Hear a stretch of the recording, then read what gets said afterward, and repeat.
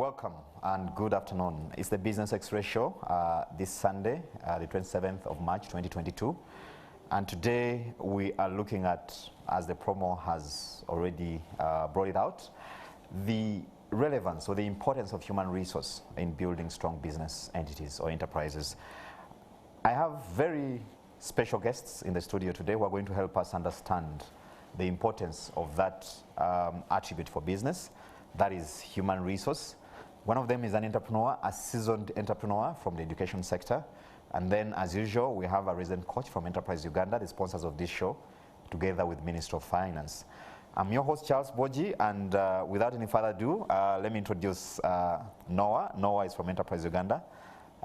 Noah Wandera, you're most welcome to the show. Thank you.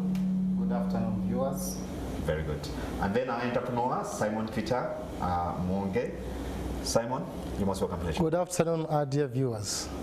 That's Simon Peter. Simon Peter is the proprietor of Eaglet Schools, and he has quite good experience and a good story to share with us this afternoon in the aspect of human resource. And I say this because everyone who has invested in the services space knows how important it is to invest in your human resource, because you're offering experience. But beyond that, since he's in schools, he's a shaper of culture, he's a shaper of standards, and those rely on the strength and how seasoned and cultured his human resource is in delivering that. Simon Peter, I think we will have a bit of a little video montage that shows the operation of Simon Peter before we come in to distill the key learnings from Simon Peter's experience. And of course, he's going to share, to reaffirm his experience in providing education service. So I'm going to ask my producer to give us that video montage to set the stage. Again, you're most welcome to the show.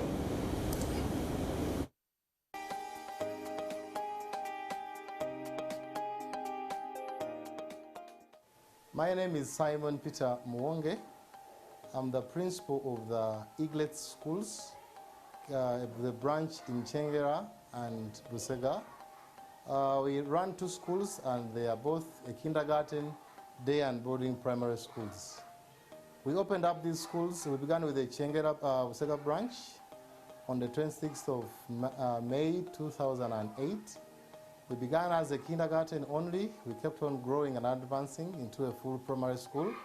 And later in 2020, we acquired this much bigger branch of Chengera, which we call the Eaglet Schools Chengera, with a kindergarten, day and boarding primary school.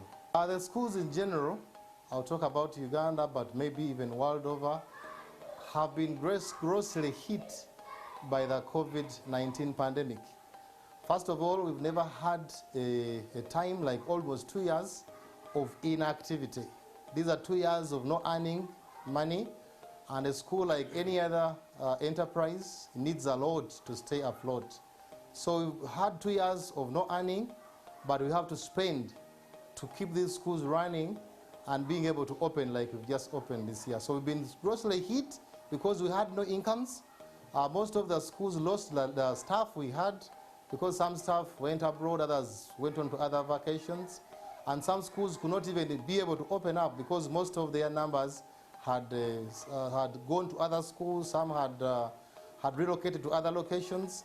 So I need to say that we have been grossly hurt because we've had 2 years of inactivity. First of all, the COVID-19 scourge. Anybody that has kept afloat like we are needed to know different like many schools are. Schools that only opened just to make money, many of them have already closed as we speak. It only required somebody to have a vision, somebody to see beyond today. We are moving as if normally, because we saw beyond this. We have a vision for schools, and we have a love and a passion for what we are doing. We are not just here to make money, but we are here to build something bigger than today. And because we looked beyond today, that's why we are standing. We have kept on using the little we have. In the Eaglet Schools, we have a saying, a slogan, we say, we use what we have to create what we don't have. However little we've had, we have chosen to make it able to take us through and that's why we are keeping afloat as we speak. I, as the proprietor of the Eaglet Schools, and the Eaglet Schools in general, of Busega and Chengera, we are different, one, because we're not just here to make money. We realized long enough that one of the things God has called us to do, we feel it's a calling, it's beyond just making money. We are here to nurture a new generation. We could not just imagine seeing these schools sold off because we have dates here and there, because we have needs, because it's a pandemic. The reason why we are still running is because we have a vision. We have a passion, we have a love, and we have a target, and a big dream beyond the current challenges. The Eaglet Schools began in 2008 with a branch in Busega, and after those 14 years, after the 14 years up to date, we've been able to acquire a lot. We've been able to acquire properties, land, and other assets that makes a school move. A school requires a lot of space, requires a lot of buildings, and we have been able to acquire that. We've been able to acquire a new branch in Chengera, where I'm currently sitting as I speak, and all that has been done in these 14 years. We've been able to establish a good competing name, because that's also crucial for business. And we've been able to build a big team of many able men and women who run these schools on a day-to-day basis. One of the greatest challenges of most private schools, if I summarize it, it's money. Most schools lack enough funds to run. Most schools lack enough funds to have the able staff to run and to operate these schools on a day-to-day basis. So that has been a great challenge. I don't know why, but in schools, most times collecting school fees is not always a simple thing. And that has been a great challenge that we have faced over the times. We have another challenge in Uganda. I'll talk about Uganda in general. We have a few skilled people as far as teaching and learning is concerned. This school has a few teachers that can really cause a child to learn. So if you're running schools like I have, and I do, that means you need to do a lot of training on a day-to-day basis to make sure you have enough good staff that you need. We currently run 2 branches, but of course we have plans of opening other branches in other parts of the country to be able to give our services to many Ugandans. We understand we have a package that is quite different from what many schools offer. So we are here to run schools that are founded by love, where there is love for children and love for what we are doing. We are here to run schools that are excellently run, and the schools that are unique in nature. Yes, where a child goes to learn and comes back when he or she loves the school and gets the best out of the school. Any business that is going to thrive should always have a strong vision, and the vision can only be realized after understanding the mission. When you understand the mission will take you to the big picture, which is called the vision. Once you understand the vision and the mission in general, then you are supposed to come up with the clear systems that makes you operate. The bigger corporate organizations can operate because they have systems. In other words, everybody in the organization knows what they are supposed to do, from what to where and to when. So the moment everybody knows what they are supposed to do, businesses are struggling because many people don't know what they're supposed to do. They have no systems, they have no visions. Somebody just sees a thriving school like ours and tomorrow they want to start a school. Life and business is not supposed to be a gamble. You must know who you are, you must know what you're supposed to do, and you must do what you are well equipped to do. I will also tell you that God gives us gifts, and it's out of these gifts that we are supposed to make life a reality.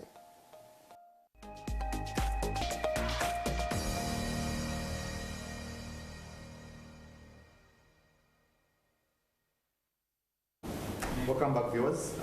Again, that is the brief digest of what Simon Peter here does. You now have an idea. But before we go into, further into that, Simon, I know people want to know, to get a feel of who you are as a person and how you came to sit into the education sector. Okay. Simon Peter Muwonge was born many years ago and grew up in an averagely humble family with a desire and passion to become some good strong man in life. Along the way, as I was finishing my senior 6, I got a chance to learn that I am gifted, first of all, to love children. Children love being around me, and I love being around them. And as I was growing up, I realized my great gifting to be a teacher. So I went, much as I had done very many businesses, and I do many even up to now, I went to university and I did my degree in education. So the story is long, but through my humble background, I was able to put the pieces together. And after putting the pieces together in 2008, we founded the Eaglets Schools, a kindergarten day and boarding primary school. We first founded the branch at Busega Dome area.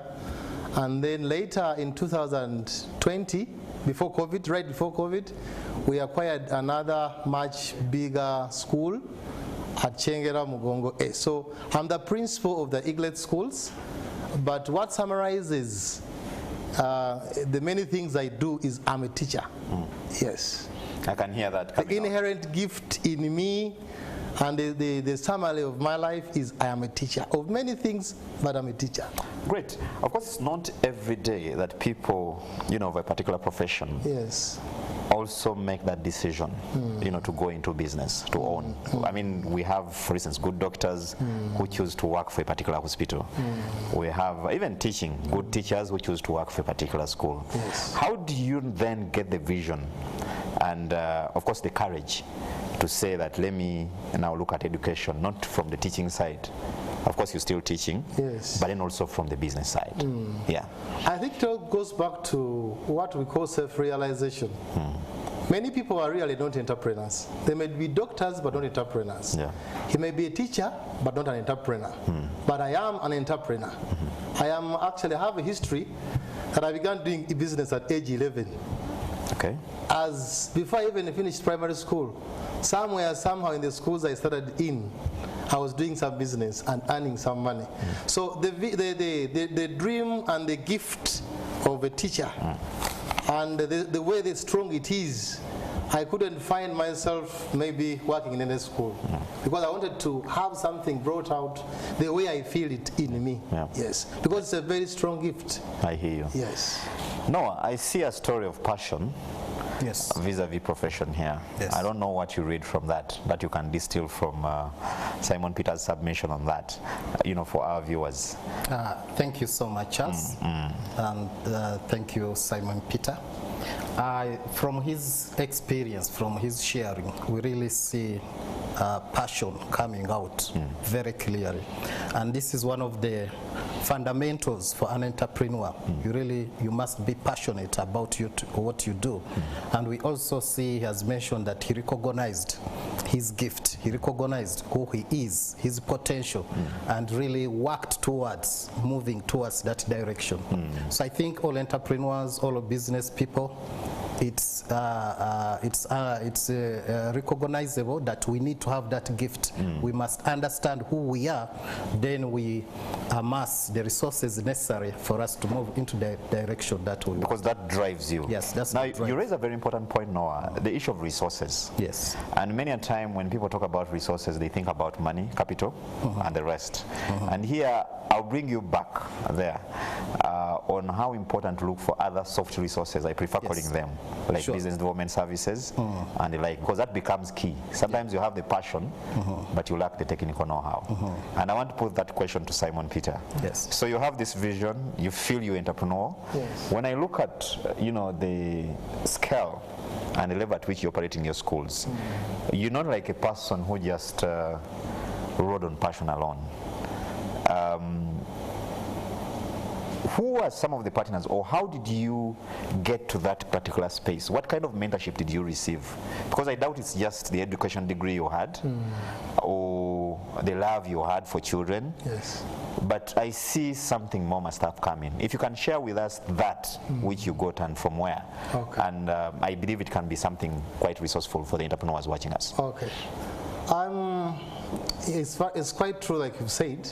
You must get passion, but the passion must be shaped so that you can put it in the right direction.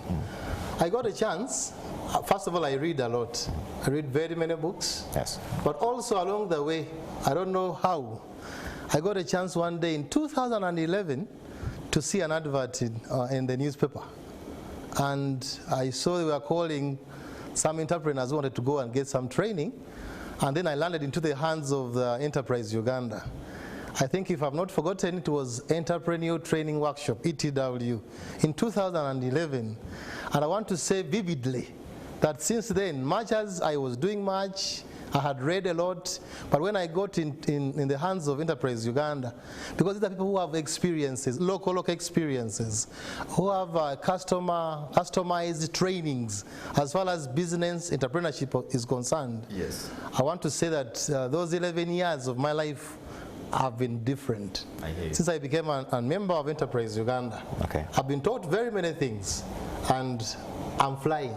Good. That's the word. I get you. Now, I want to move to the aspect of human resource, Yes. which you highlighted in your montage, and which is key, like I said in the preamble, to the kind of service where you sit.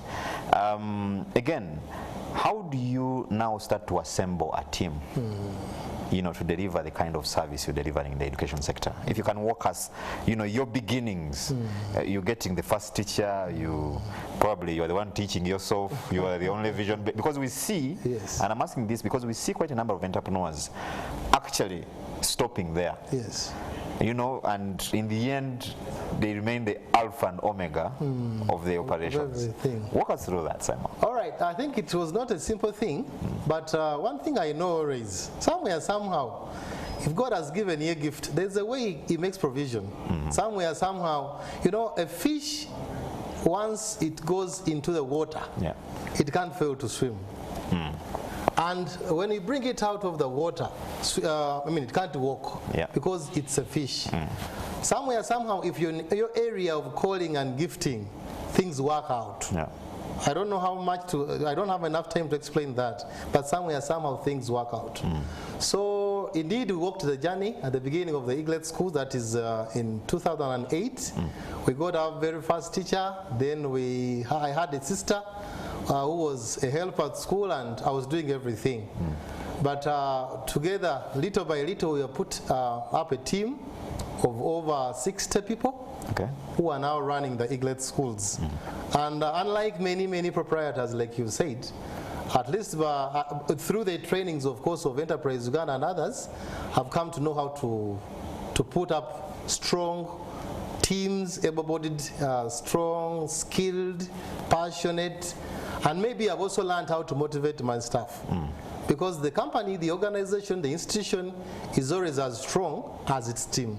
If you don't have a strong team, then nothing can work out. I hear you. Yeah, but if you're an entrepreneur who loves what you're doing and and sees a future for the institution, like me, who runs schools, putting up a strong team is one of the best things you need to do. I hear you. But I understand you may not have the same gifts like I do.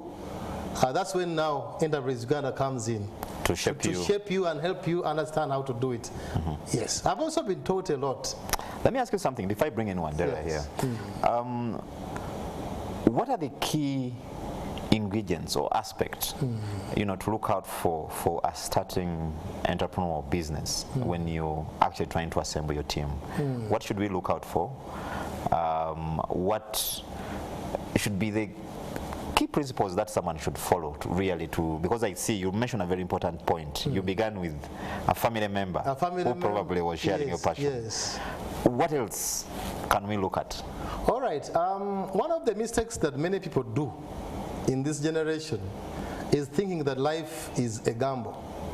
Life is not supposed to be a gamble. Everybody belongs somewhere, somehow. Are you getting it? So when you belong somewhere, you have a passion of what you're doing. But even before having the passion, you have the vision. The vision is the big mental picture of what you're supposed, whatever you're doing is supposed to become. Like, for example, now, for us as the Eaglet Schools, our vision is to stand out as unique institutions known for their excellent systems, programs, and methods. Okay. So, and our mission is to nurture, unleash the God-given potential in every child to be the best they can be. You get? Now, after knowing the vision, after knowing the mission, so everybody you look for must somewhere somehow have the inherent gifts or passion to fall within all to fit within the wider vision. The wider vision. So you don't look for people who have very many degrees, of course. You look for people who have passion, people who have to work, people who can listen to you, people who can, understand and fall within the systems of the organization. So you hire attitude. So we hire attitude, that's the word. Actually, in the English schools, we have people whom I can't even explain their rightful academic qualifications, but they can do work much more than people who even have higher degrees. Thank you, Simon. Hold it there. Noah, I don't know what you can pick from that submission for viewers. Thank you, Chas. Thank you, Simon Peter. What I'm picking from that is that Simon is an entrepreneur who is always learning every time. And as indicated, one of the programs that we hand at Enterprise Uganda is that entrepreneurship training workshop that we call Empretech. And this is a workshop that has distilled competences and behaviors of successful entrepreneurs. And when he speaks about team building, this is one of the aspects that he was exposed to. And I believe it laid a very good foundation for him to nurture a motivated team that he's talking about. I hear you. Yeah. I hear you. He's mentioning a very important point, especially in, I don't remember the exact words, but I caught the message. You know, and from what I'm seeing from him is, if someone lands at Eaglet schools today, they know exactly what they're supposed to be doing, and not, you know, a structured kind of arrangement. Yes. I don't know what you can speak to that, because most of our business people really, the business is understood, is in the mind of the entrepreneur, and it's never translated into proper structures and systems that if I landed there tomorrow, I know exactly what I'm supposed to do. Thank you. His exposure to that particular training also enabled Simon Peter to look at one of the competences, which is demand for quality and efficiency. And this particular aspect, it enables the entrepreneurs look at what systems, what processes, what procedures are really needed to run an organization or an enterprise for that matter. And when this is created, then you don't have to be there. Everybody will be very clear on their roles, on what they are supposed to do, at what time they are supposed to do it, what results are expected. So putting this system, putting the processes and procedures in place is very key for Simon Peter, but also for the other entrepreneurs out there, so that they can see the importance of you running a business that can outlive your presence, in your physical presence in the business. I get you. Beautiful. Simon, a bit related to that, I've seen entrepreneurs who run businesses and honestly they don't sleep because the phone is ringing, you know, and they're the ones supposed to finish this and that. I know you've spoken to the issue of structures, like Noah's affirmed. How have you been able to make them functional? Because if you ask a number of businesses, they will tell you we have a business plan.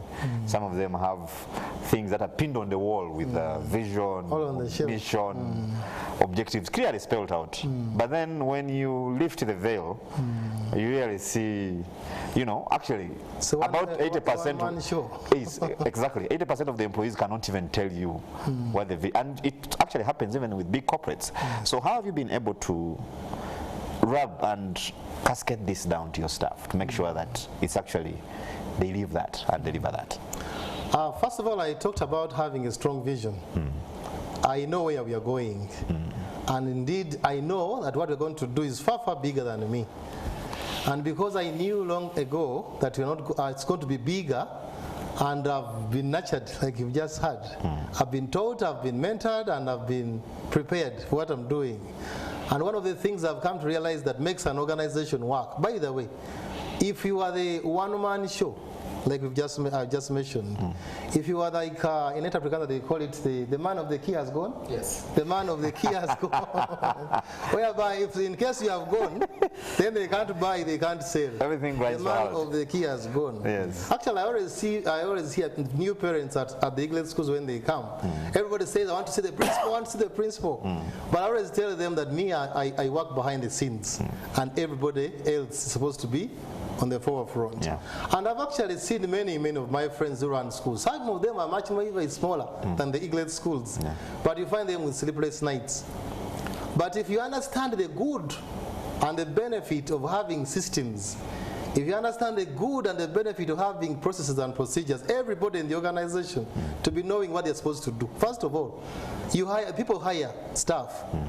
And you find somebody and you ask him, yes, you're working in this company, what are you supposed to do? And everybody says, but the other time I was doing this. This time I was told to do this. So everybody is around, but they are not having clearly defined roles. Nobody knows what they are supposed to do. They are all around. They don't know even what posts are they having. So once everything is clearly spelled out, everybody knows what they're supposed to do. They know their position. They know the process. We call them processes and procedures. In other words, if I'm going to sell in a shop, how do I sell? If I'm going to work in a kitchen, where do I get the food? When? How much am I supposed to prepare on a particular day? Once that happens, then you can be able to enjoy the benefit of having some free time on yourself. I see people with the smaller schools and have high blood pressure and what have you. Most times you will see when you go to many schools, you look around and a jerrycan of cooking oil in somewhere in the corner. Of the bursar. Of the bursar or the director. Or the principal's. Or the principal's office. And somehow you find a sack of sugar around. Because, they can't use the sugar without me being there. But once you have the systems, somebody knows how many kilograms do you use on Tuesday and on Wednesday. You don't actually are supposed to be on the ground. So me understanding the benefit of that all, whatever I do pushes me to that. Yes. Great. Now, beside the systems, where you are today, what do you consider to be some of your achievements? Some of our achievements. We have actually acquired many, which are tangible. But to begin with, I don't want us to leave out the issue of having a strong team. Because the organization is as strong as the team it has. So we know our vision, we know our mission, all those are successes. Because many people don't know why they are existing. They just see Mwonge sprouting up in schools and they say, hey, maybe now we can also start schools. That's not good. But we have the vision, we have the mission, we have a strong team. We have acquired several assets that are supposed to help us because the school needs assets. You need land, you need buildings, you need the vehicles and many others. So we have acquired much that helps us to operate as far as that is concerned. Yes. Beautiful. And a good name. Me as a believer, the Bible says a good name is far better than riches. So having a good name, I think because of a good name, that's why even I was brought here. Beautiful. Because there's no bad story around me. A good name is a big thing. Beautiful, beautiful. Yes. The power of branding. Noah. Thank you, Charles. And picking from his story, we really see the essence of realigning the team, the staff, their skills, their talents towards a common objective, but also empowering them to do what they are supposed to do well. Eaglet Schools is one of those institutions really that's very mindful about empowering the staff, continuous professional development. They have really exposed them to so many soft skills that you may not find anywhere, like customer care. You go right away to the gate man, up to the where they serve food from. You really have a feel that these people know what they do. Beautiful.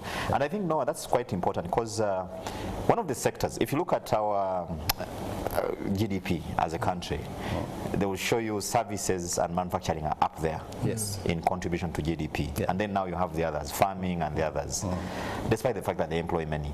But we struggle a lot in services. If you go to hotels, if you go to even schools, it's one of the tough spaces. And now one of the things I'm picking from Noah here is, rather from Simon Peter, is you can see it's not a gamble, like you rightly put it. And again, I want to come back to you, Simon Peter, on this. Of course, when you build a brand, because I picked that as well, there's a temptation, to want to leverage that brand to exploit. And I've seen it in some of, I won't mention names, but in some of the people that sit in your space, Yes. education. Yes. You know, because you're a big brand, then if you ask a number of parents out there, they'll tell you, you know, if you look at the costs of these education institutions, they are insane. There's now a new thing called requirements. Yeah, I think that's The endless list. exactly. You look at that list, and if you look at the list this side and the school fees the other side, actually this list is it keeps growing. It's you far know, higher than the school fees. exactly. So how have you been able to balance, you know, this good brand, which I'm sure some parents might be interested in bringing their kids to, and not being exploitative? And what message would you want to package and give others that are sitting in your space? Because it's quite tempting. I mean, people would do anything to get their children in certain schools, as you know. All right, I think what helps us in that area is what I talked about at the beginning of this program. Yes. That we love what we do. Yeah. I mean, I realized that I'm a teacher from day one. And when I realized that, then my biggest passion is to see that children are learning and they're well. Maybe the only challenge we have right now as I speak, that running schools has become a very, very expensive thing. I hear you. Running schools have become so expensive. So you can't maintain a good brand without money. That is the biggest challenge nowadays. Yeah. That schools need a lot. You can make the name, but sustain that name.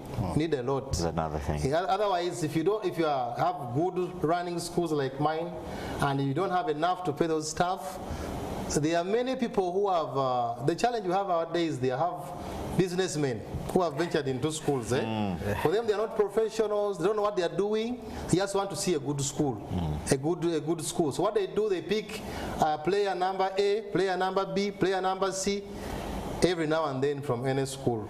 Okay, so that's why good schools. You call it hiking fees, but me, I say they raise enough to run the schools, because it's actually very, very expensive. I hear to you. keep the brand running. It's not a joke. Okay, it's more than just passion of the founder and what have you, but to sustain it, it's more than enough. It's quite something else. No, I get you. So, again, moving on to something else. I'm sure, you know, you've come out of a very tough season. Yes. Actually, we still on the periphery of it. We haven't yet properly gotten out of it. That is the COVID-19 pandemic. And I know that your sector is one of those that were hit hard. Yes. Yeah. How did you manage to sail through this and, you know, manage to again sit where you're sitting today as Eaglet schools? Because I know we're reading in the media, some schools actually turned into motels and like, I mean, it was ugly.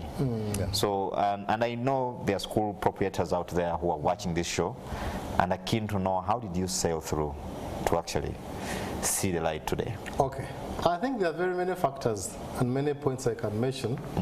Number one, we kept a touch, a network with our parents and with our staff. That was very key. We kept in touch with our parents and our staff. Number two, we have a slogan at the Eaglet schools that we always use, which we say we use what we have to create what we don't have. Okay. So we use our gifts, we use our talents to see that these things are able to work out. Number three, unlike many schools which just begin to make money, I told you ours is deep down in our hearts. So much as the challenges were many, and actually there are still many, but because we have a passion of running good schools, I mean, we don't relent. We have a passion of running the good, excellently run schools. Out of all the challenges of life, we've been able to maneuver. Maybe another thing, there are many things I can mention also here. In such times like this, these are times of great preparation. These are times of prioritizing. You get. You must be able to use the minimum resources around to put them to full use. Yes. Serious budgeting, serious prioritization. And actually that has not been the only challenge as far as schools are concerned. As we went into the middle of this term, everything rose up. Yeah. So the prices of everything, from labor, from every other requirements you mentioned. And yet you had already charged school fees. And yet we had already charged school fees. And to make matters worse, for us in the Eaglet schools, children don't bring anything. Everything is found at school. Yeah. So, but because of the passion, the love, what we are doing, and the strong vision we have, we've been able to maneuver. I get you. And things are working out. Yes. Noah, what do we pick from that? Thank you, Charles. Speaking from Simon Peter, we really see networking, which is very key. And this was centered around one of the key success factors for a school, and that's the parents, and that's the staff. So they kept in touch with them, and that made them really get revived much faster, even through these hard times. But also the other aspect that we see is the persistence, the resilience that was exhibited by Simon Peter, and also looking at information seeking and bringing all the people that matter on board. So that's very critical. Good. I like the fact that also it's not about the money just. Because I think there comes that time when really where you need the passion to keep driving you, and where you need your people. Again, going back to the issue of human resource and building a culture, which again brings me back to you, Simon. You know, cultures. I need to say this, that you players in the service industry, you sell experience. I know if I visited Hotel A, and if it's a good hotel, there's certain kind of services I'll get. If I want a particular experience, I go to a particular place. In other words, any day, because not that on Sunday they'll give this and on Saturday it's a different experience. And I see it also in schools. We're talking about it, you know, in the break before we came on air, that people who go to a particular school can identify with particular values, attributes, and later it builds a culture. And it's what actually sells some of these schools or institutions. If you can speak to that as well, especially for the school proprietors, because that goes beyond looking for the money to actually something else. How do you build a culture? And we are relying on that actually for the kind of people you're going to get, one as employers, as leaders, and the like. So how do you, as a business person, remember, you're not a public entity or a public institution, how do you build a culture that grounds your brand, but at the same time serves the community? Okay, thank you so much. All right, like I mentioned, that first of all, these are schools. And schools is about education. It's about teaching, it's about mentorship. And I also have a common saying that you can't give what you don't have. You can't raise children to be smart, excellent, and what have you if you are not. So it all goes back to the founder of the institution. What are his inherent, his inherent gifts? What does he esteem high? For us in the Eaglet schools, we esteem high the issue of love. I mentioned in the beginning of it all that we have, because of the love for the children. So in any of the Eaglet schools you will see love. The children are loved and they also know it. They are loved, so there is love. There's also the issue of excellence in everything we do. That's our culture. So basically it goes back to who founded the school and who you are. And the vision you have. And the vision you have for the institutions. Because you can't give what you don't have. You can't give what you don't have. Okay. Now, before we go for the break, just walk us through some of the challenges. Because I know, when you speak and deliver that kind of message, some people might think that running a school is a walk in the park. You make it sound easy. Okay, running a school is one of the, actually I would say, if you're not called to come this way, because indeed it's more than just earning money. Because the school you are nurturing lives, you are receiving children from every kind of background. A school is a labor-intensive organization. We have a lot of staff that work with us. But all in all, out of all the hardness of life and hardness of running a school, it all goes back to who you are. Like the success of the Eaglet schools will rely much on my gifts as a founder. What I have is what I give. You get the point? You can't give what you don't have. You can only give what you have. Yes, running a school is not simple. School requires a lot of finances, as I speak right now. We have, there are many cases of labor turnover. If you don't pay enough and don't pay on time. The prices of everything keeps on skyrocketing every now and then. But somewhere, somehow, if there is passion and there is a desire for something, everything is possible. Thank you very much. Dear viewers, we're going to take a very short commercial break. This is the Business X-Ray Show, and our guest today is Simon Peter Muwonge, the founder of Eaglet Schools, and then Noah Wandera from Enterprise Uganda. We're looking at, if you notice, our debate is heavily anchored on the aspect, one, of clarity of vision, structures, and human resource. We'll pick it from there after this break, and you'll be part of the discussion when we come back. So we'll have that WhatsApp number as usual, where you're going to send your questions, comments, and suggestions.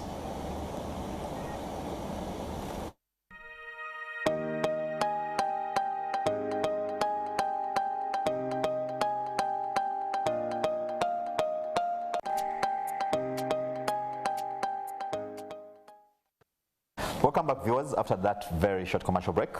Of course, this is a Business X-Ray Show brought to you by Enterprise Uganda in collaboration with Ministry of Finance, Planning and Economic Development. As usual, we are, again, teaching and learning today about how, to play in the services sector, paying special attention to structures, clarity of vision, and of course, the most important component in business, that is human resource management. And in the studio today, we have Simon Peter Muwonge, the proprietor of Eaglet Schools, and we have Noah Wandera from Enterprise Uganda as our coach today to try and make sense of this discussion. Now, you can be part of this discussion. I'm going to ask my producer to put that number on screen. You can send a WhatsApp. Don't call on it, just send a WhatsApp message. We'll be able to pick your message, and if you have any question for Simon Peter, again, you can forward it to Simon Peter or Wandera or any of us in the studio. Simon, coming back to you, of course, one of the you mentioned a bit about the challenges and how you've been able, to survive or to keep your head above water and continue to play in this particular space, which I think is quite a commendable thing, given the fact that we've seen a number of people like you, people in the education sector really finding it hard to survive the COVID-19 pandemic. But going forward, of course, that is challenge one, survived. One of the toughest challenges for a number of businesses in Uganda to survive is, God forbid, the demise of the proprietors. We've seen many businesses really dying with the demise of the founders. How are you handling that aspect? Because an education institution, in my view, should transcend the existence of the founders. The reason why we take pride in traditional schools is that they've been around for some time. And when you talk about the culture and everything, it gets shaped over time. Culture is one of the things that really moves at its pace. Walk us through how you view the whole aspect of succession planning in your business. All right. Thank you so much, Charles. I believe the issue of succession planning comes from a fact that you have a vision, mission, and you know what you're supposed to do, and then you set it out to all people that are around you and all the stakeholders as far as an institution is concerned. And having done that, you must be able to separate yourself from the business. That's where the greatest challenge is with many proprietors. Somebody works with his or her business in a briefcase. You get the point. Only you knows what to do.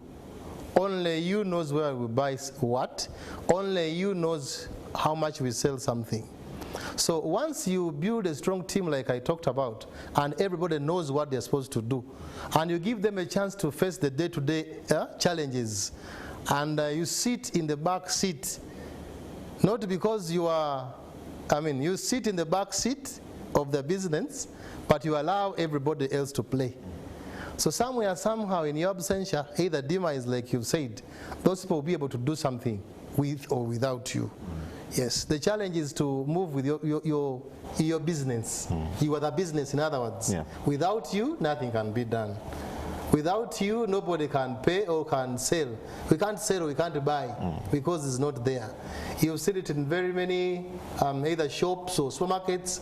You go to and there is a salesperson, but cannot tell you the exact price. Yeah. He must get a phone and call the big man.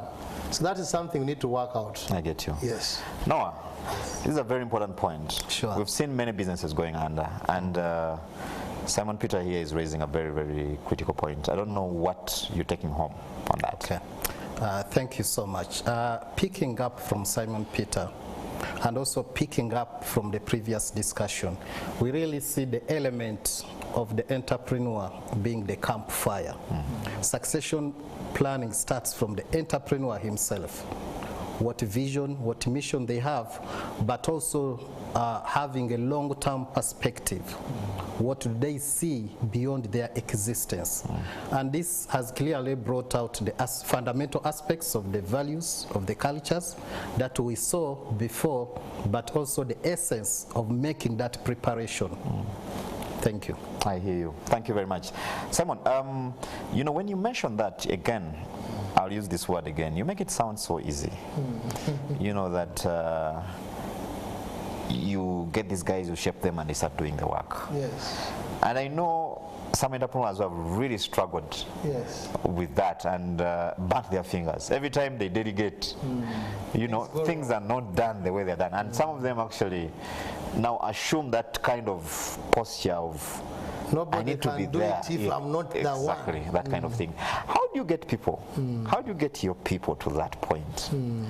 What are the building blocks, you know, that you can travel, you can be anywhere and say, things are going to be done the way they're supposed to be done? Exactly. I think there are very many factors you can think about. But another one is, I told me I'm a teacher, so I can bring the point home. Okay. That's already a tick. I told you, you use what you have to create what you don't have. Yes. I can summarize the whole book in 3 sentences and you'll be able to understand that. Yes. That's my gift as a teacher. Secondly, one thing that we do, as far as the English schools are concerned, is that we sell out these schools to everybody involved. We make sure our parents know what's happening every now and then. We make sure our staff knows, know what's happening, what is going to happen. Let me give you a simple example. If we are unable to pay salaries at the end of the month, does everybody know when we should expect the salary? Can they know why? Have not we been paid today? You get the point? Yeah. So once everybody is in the know, they somehow have their hearts to relax and they feel they are at home.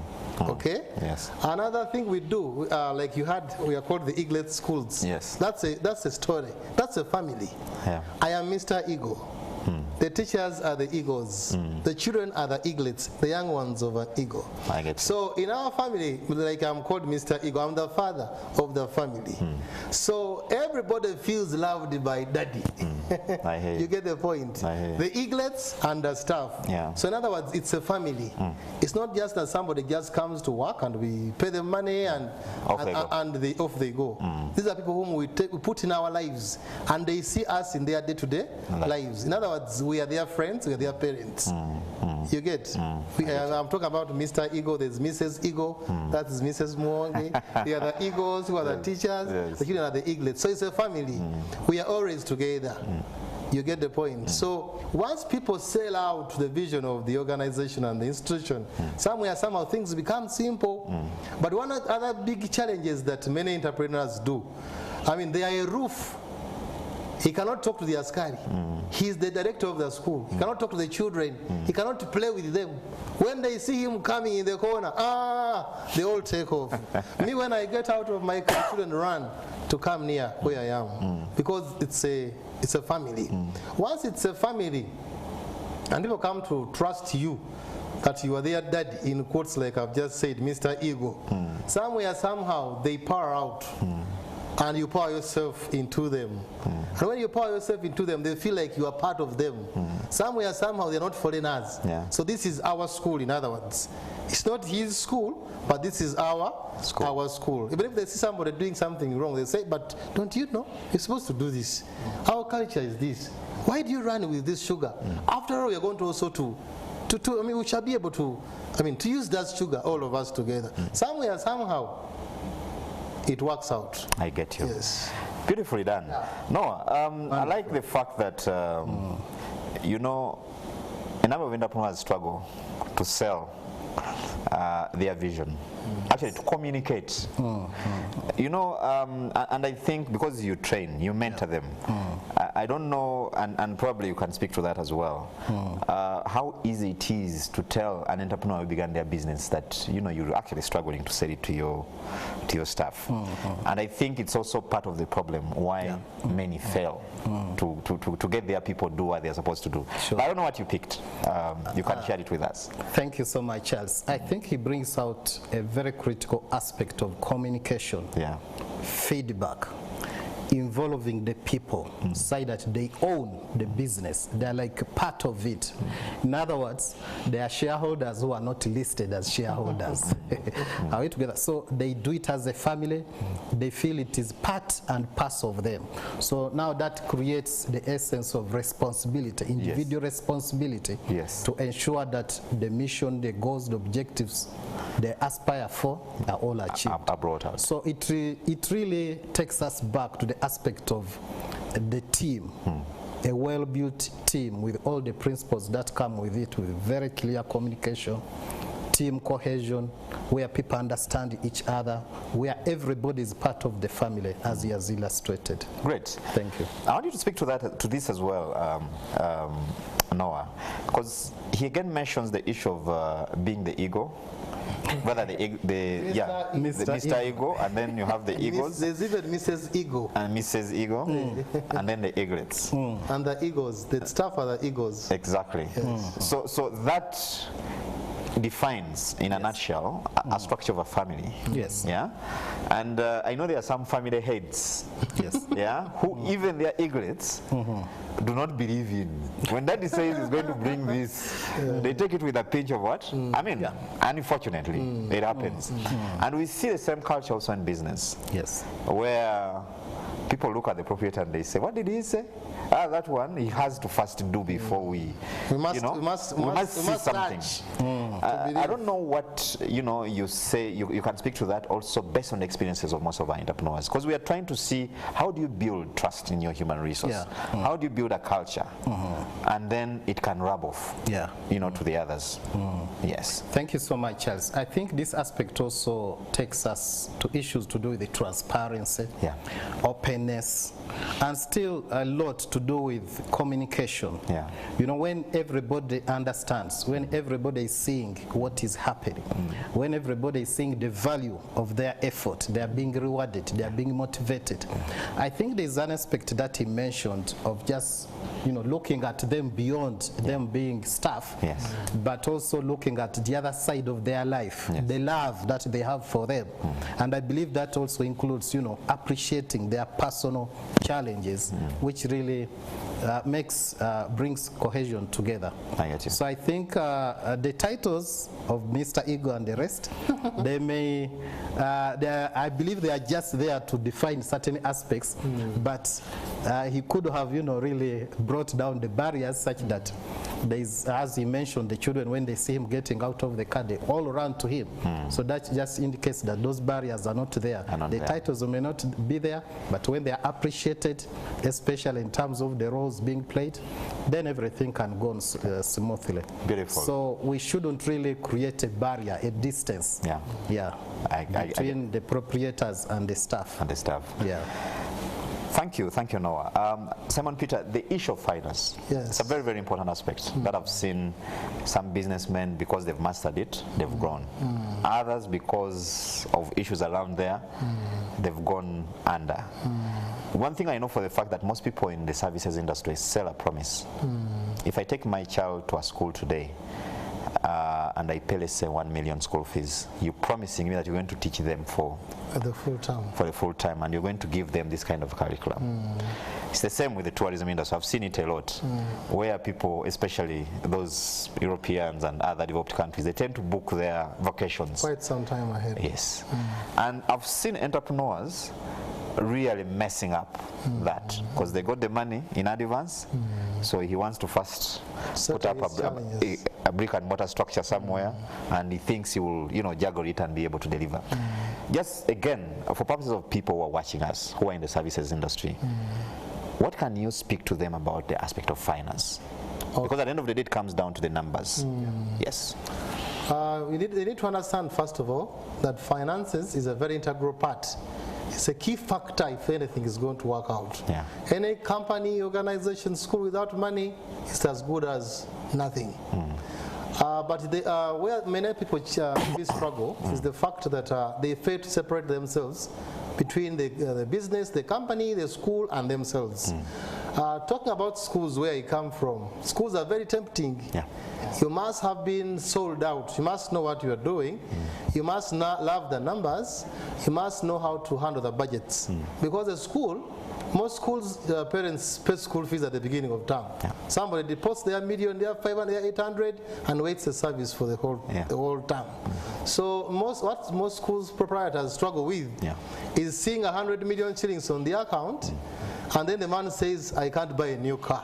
And there's a broker who's telling you the next plot is for sale. And there's a broker who tells you that the other plot is only 25 million shillings. Yes. So you must learn to balance the two. Yes. You must be able to separate yourself from the business. Yeah. You get the point. Mr. Monge has his own account. The Eaglet schools have their own accounts. They are even structured and systems as we follow before withdrawing any money from the bank. You get? In case of any check and any withdrawal made on the account, I am accountable. My accounts team will ask me, now this 1 million shillings, where was it going? And the next action would be, this money, we are buying this, and this is the receipt. So there's no money that just gets from the account just for me. So people should understand that if you milk your business, it will never sprout. You get the point? You must be able to understand it and put the money into the good use. Actually, in schools, like you've just said, you must be able to build that trust. The parents should know that once I deposit my school fees on the account, I should expect a service up the end of the term.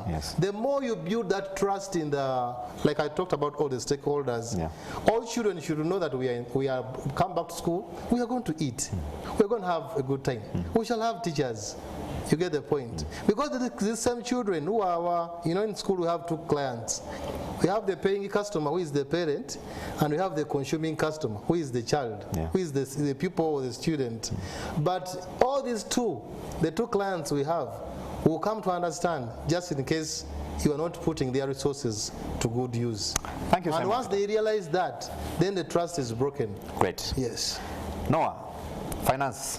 Just speak to that before we go into the questions of our viewers. Quite many have come through. Yeah, thank you so much. Finance is very fundamental. It's one of the key pillars for business growth. And any abuse, any misuse, definitely, as indicated, will not go very far. So the aspect of really the entrepreneurs separating themselves from the business is very critical.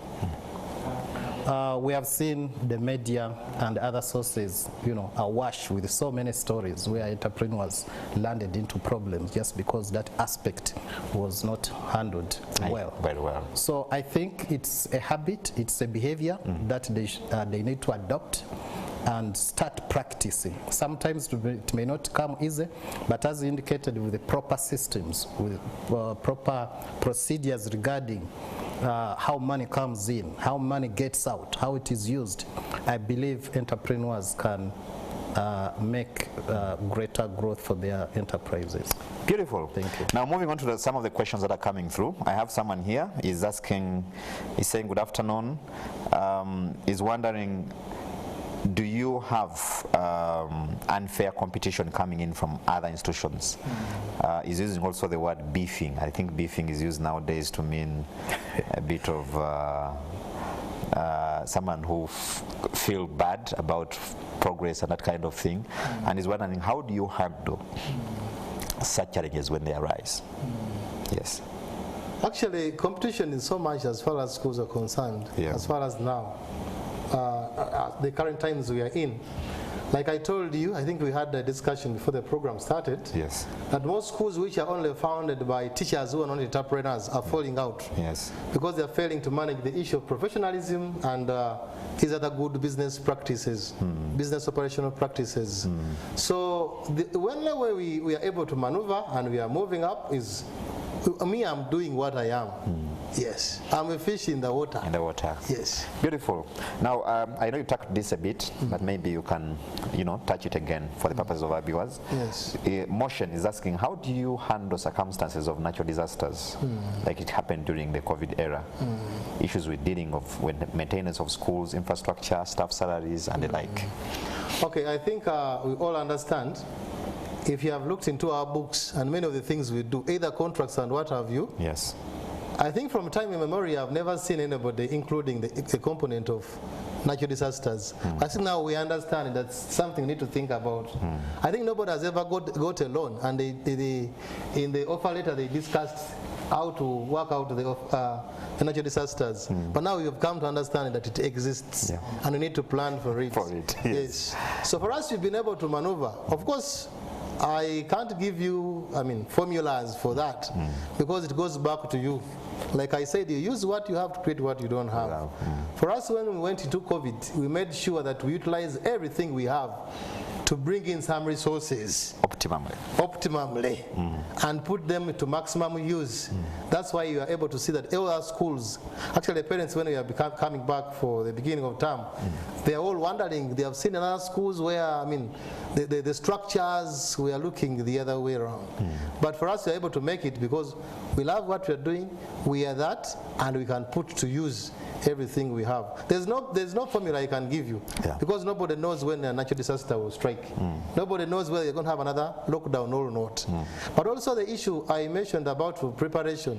One other thing we need to learn, more especially schools, we've not been doing this much. Most times schools, we look at a term. Has the term started? Has the money come in? Are we able to close the term? Once we do that, most school entrepreneurs only look at that. So we need to learn the actual saving, the culture of saving. A school should be able to put aside some money, because we have come to realize that natural disasters sometimes can strike. For the rainy day. We can also maybe look at another issue of not putting all the eggs in one basket. That's another thing I've seen. Because most schools where the entrepreneur was only earning from the school could not make it.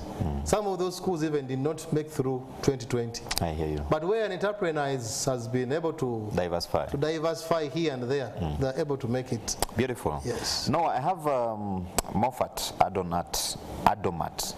He's saying, currently I'm employed with a fixed salary. He's been touched by Simon Peter's story, on which I have running expenses such as school fees, food, Medicare, yet my vision is outside my current employment. Help me solve this puzzle.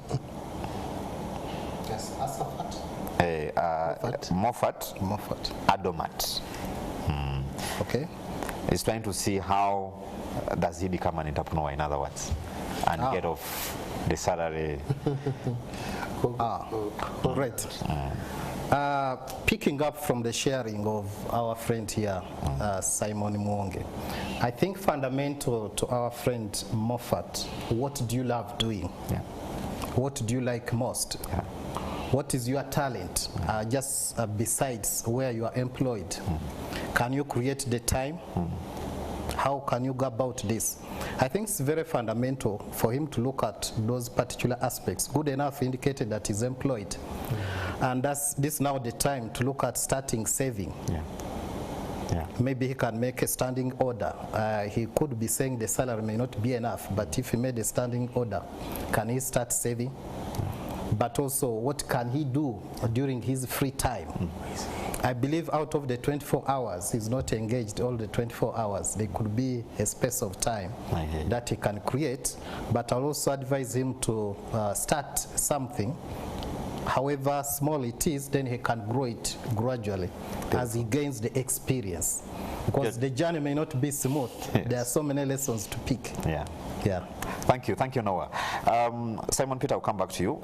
Emma Sempala is saying, we thank Mr. Muwonge for the insight in human resource management. How does he handle intrigue among staff and staff who abscond after much injection of training funds in them? Okay, the staff who, after investing much in them, then they move on. Then they move on, and then the issue of intrigue among staff. How do you handle that? Staff. Okay, I said you use what you have to get what you don't have. Yes. One inherent component gifting in me, I'm a teacher. And the teacher and being a counselor is kind of Close. So I do much as far as my staff are concerned. One of the things maybe why people fight at work, when their roles are not clearly defined, somebody feels like somebody's going to take my space. You get the point. But once you put in place clear systems, everybody gets to know what they're supposed to do. Yes. Everybody understand their share, and they see some kind of fairness. You do much. What we do in our schools, we discourage the issue of unfair competition. Okay? We allow people to grow gradually with the school as they are growing. Of course, human beings have very many challenges. They always fight over many things. But basically, that's what I can say, maybe, Very full. as far as that is concerned. Then the staff who abscond, you've trained the The guy. staff who have abscond, let me talk to my fellow entrepreneurs and fellow school proprietors. I think this, you may not have much to say, much to do about it. Maybe the only thing you need to do is look at your working conditions. Yeah.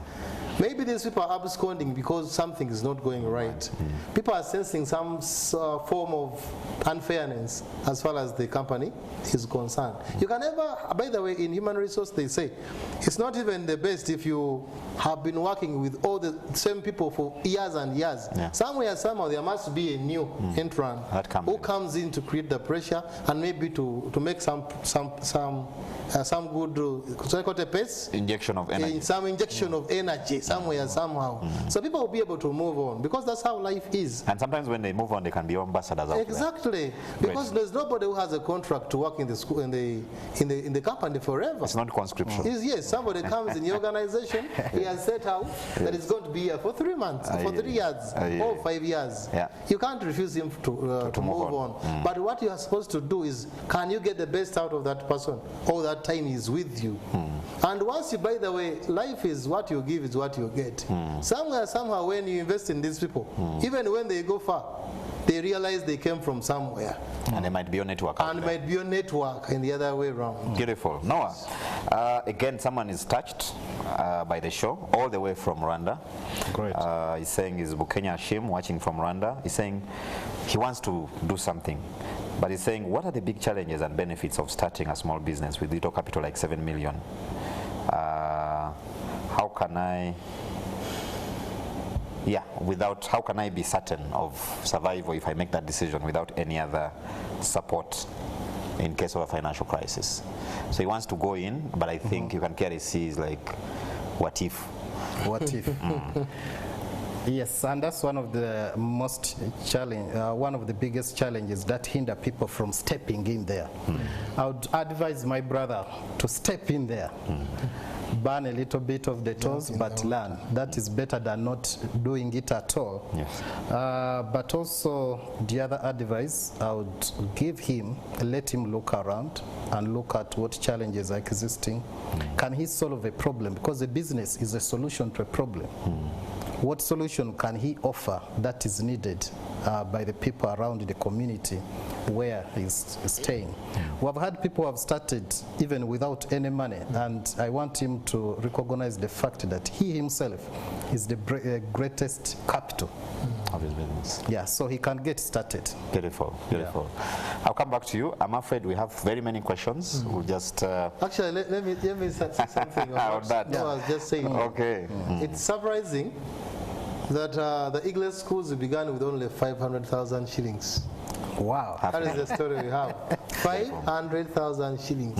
and that was only enough to make a school gate. And I think that affirms your position. Exactly. Beautiful. So I have Jackson. Jackson is from Chambogo. Yes. It's a question for you, Simon. He's saying, how do you manage the sources when you're preparing meals for kids? I think suppliers and the like, but I think you can speak generally, managing the supply side of things. Yes. Supply side of it. Okay, I think it always goes back to very many things. Like you must make sure that your institution has enough cash flow to pay suppliers. Yes. You must be able to keep the trust. You get.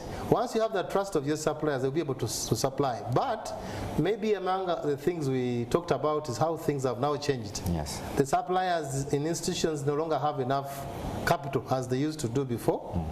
But trust is very key. If you promise you're going to pay somebody in a week's time, if you promise you're going to pay somebody in a 2 weeks' time, depending upon the culture and the timelines you give as an institution, if you are able to make it, then that grows trust. But also about the issue of trust, once, somebody once said, every money you have is not yours. I wish people would understand that. Any money you have, some other people have a component of that money. So you must understand, if you talk about an entrepreneur, you must understand that the money that comes within the organization has part of the money belonging to the staff, that is their remuneration and salaries, that is some of the money is for the suppliers. Once you build a trust in all those other, we call them partners in business, once you are able to satisfy their needs, like now we went into COVID, and somebody has been supplying you for the last 5 years, and you have been consistent and paying on time. You get the point. Some of us who had such suppliers, they didn't put us on much pressure. Yeah.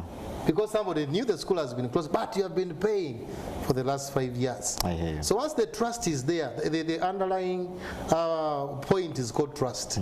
Once the trust is there, people will supply. Good. But many people are looking for serious business proprietors. To get business. The issue is about trust. Beautiful. Noah, I have Ignatius, is from Mengo. He's saying, does a startup need money in the beginning to build a brand or knowledge? When does money come in? At what stage? That is for you. As Simon, he also has one for you, Simon. He's saying, how can a startup company build a strong team, especially in these days after COVID? You can speak to that as well. We can begin with you, Noah. Thank you so much, Charles. And thank you, Ignatius. He's asking, does a startup need money? And also part of the question is that when does money start coming in? Yes. At the beginning to build a brand. Oh, to build a brand. Yes. Yes. Brand building that leads to brand recognition is a process. It takes time. Yeah. Straight away, yes, you may have challenges having brand recognition, but I believe over time this can be done, especially when people are looking at the quality you are delivering in terms of the service and the product. Yes, it will need some money for a start, especially if they are a startup, if they are looking at brand building. But the issue of when does the money come in, this one depends on what business or what sector you are really handling. Yes. Yeah. Beautiful. Thank you, Noah. That's well put. Simon, the gentleman is wondering, how do you strengthen and keep teams, build strong teams, especially in these seasons of COVID? Because COVID seems to have taken us back all to ground zero. It made us to restart again. Actually, building strong teams is a process, like Noah has just mentioned. Yes. It's not something you're going to do 2 days and you have a strong team. Yeah. You can pick people from all over and you bring them together, but that does not necessarily mean that's a team. A functional team must know, everyone must know what they're supposed to do. It's a group. It's a group. Actually, you may have a group, but not a team. Okay? But a team, if I use an example of football players, you understand is they know who to be in the goal, to be the goalkeeper, and they know who's supposed to stand where, and to do what. And who to give the ball when. And who to give the ball when. So that is, of course, an art. That is something you learn along the way. But you must understand that building strong teams, it's a what? It's a process. But you can't give what you don't have. Yeah. You can only build them when they know where we are going. But the vision must be clear. I get you. They must know what they're supposed to do, why they are doing it, when are they doing it, and for what. Beautiful. Yes. Now I have another viewer is saying, how does one balance ability and nepotism in succession of a business? Because he's saying, and he's qualifying, he's saying because the business needs able people. Well, nepotism is a reality we all can't avoid in our businesses. I think it's a puzzle, like he puts it. It's a question that most entrepreneurs are grappling with. From your experience? From my experience, I think what I can say about as far as that is concerned, like when you have a strong vision, people should not, you know, we have had this word vision, everybody talks about a vision. But when you have a strong vision, then you have a love for what you're doing. And you have a picture of how it's going to be those many years that you are aiming at. Once you have a vision, and you're working at having that the fruition of the vision, then you're going to go beyond just having your daughter sitting in the corner. You're going to look for people you can be able to pay well and do for you a good job. Because you want to achieve something. Because you want to achieve something. But the challenge we have maybe in Africa and Uganda here, we have been for quite some time, people, I mean, I have not had much of the long-lasting success stories. People just start a business to buy a car, I mean, to build a big house. Those are the aspirations of business owners. But people look at, for example, in my case, people are looking at starting schools that are going to outlive you. Yeah. You get the point. You will go beyond just seeing your brother, sister sitting within, I mean, coming to do something powerful. Beautiful. You look for the talents, right talents and gifts people can manage. that you need. Yes. Noah, half a minute on that. Thank you. Just adding up to what he has just mentioned, I think this aspect brings in the element of blood is thicker than water.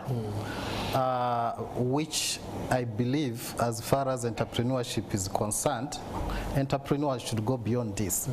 But there is also the element of, you know, how do I engage the family labor? It could be a good start, especially in terms where the resources are not enough.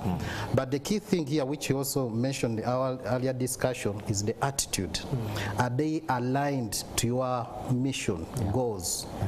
Do they have the right talents? Do they have the right skills? Are they fit? Are they fit for the purpose, if I may put it that way? Beautiful. Yeah. Beautiful. Good. Then I have someone from Arua. Susan is saying, here in Arua, we have a challenge of students striking and destroying learning infrastructure. As a successful educationist, how can you advise the stakeholders of education in West Nile to go about this challenge? Okay. That has always been an issue of communication. They can say very many words to explain that, but it's about communication. For example, if the children, I mean, let me say, I think they are students. I recently saw a school where they're striking. I think that's what they're talking about. Yes. So if they have their grievances, can they be understood? Can they be able to communicate to the administration? If the administration is unable to do something about it, as far as now is concerned, are they able to communicate to their students? Are they able to communicate to their staff? So human beings, I mean, when you see strikes happening, that means people have failed to pass their information. I mean, there's a communication gap, in other words. They can't pass on their grievances, their challenges, and they cannot be heard. I hear you. Yes. Very good. I have someone who is saying teaching nursery students is a bit of a challenge, and he wants your technical advice on especially inculcating the culture of reading among students. What can you say as we move closer to the end of this interface? Now, like I said, a fish finds it very easy to swim. And a lion finds it very easy to hunt for prey, because it is wired for that. Once you find the teachers who are, I call ours a calling, because not everybody can be a teacher. The patience with the young children and what have you, it calls for somebody who loves what they are doing. Everything is hard, by the way. Being on TV is also not simple. Very good. Now I have Colonel Martin Nuhurira. He's from South Korea. He's based there, he's working there. He's saying, my question is, how do you handle staff who tend to dodge work and they pay immediately after the end of, okay, who dodge work and want to be paid. Yes, immediately after they are done with work. All right, all that goes back to the human resource principles we talked about. Yeah. When people come in to start working, are they inducted? Do they understand the culture of the institution? Yes. Somehow you'll find one person who comes like that, but when they realize the 99 are doing a good job, actually realized that talk is quick, is easy. Yeah. But what people see you do and others do is more important. It tells them much of how the institution they have joined is. So when they come to the Eaglet schools, no matter how you have come, you look at how your friends are doing it, and they have been around for 10 years and beyond.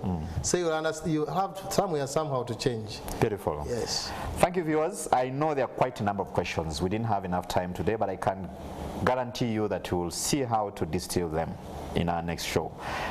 This brings us to the end of this interface. Noah, I don't know, your final word on this?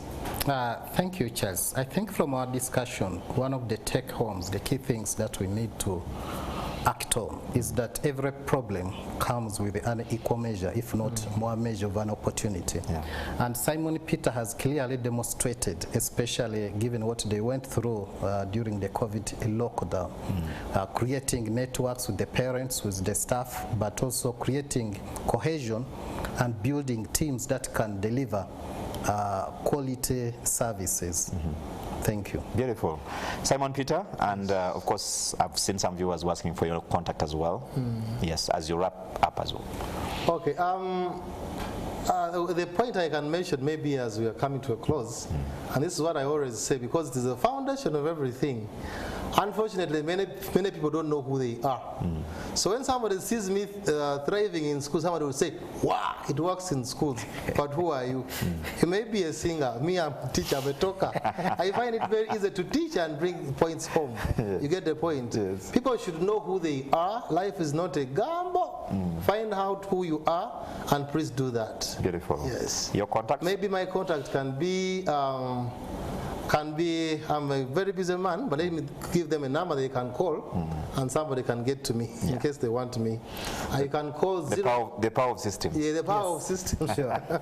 I'm a very, very busy man. I do very many things. Like I said, I'm in schools and many, many others. But you can call 0709 077 001. 0709 077 001. Thank or you. 0779 077 000. Yes. Beautiful. To be able to get to me. All, we have a branch, the Eaglet Schools branch at the Busega Dome. Another branch is at Mugongo A. They call it near Temple Stage, Mugongo A. You can find me there. Beautiful, Yes. beautiful. Simon Peter, thank you very much for your time and sharing your experience. Noah, we can't thank you more for the distillation you've done. It's been the Business X-Ray, and I've been your host, Charles Boji. Thank you for being part of the show. Until next time, good evening and God bless.